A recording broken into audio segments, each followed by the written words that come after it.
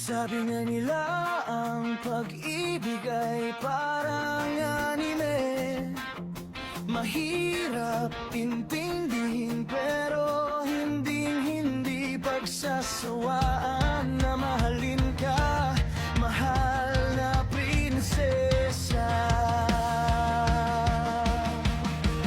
Wow! Kahit nasaan ka pa,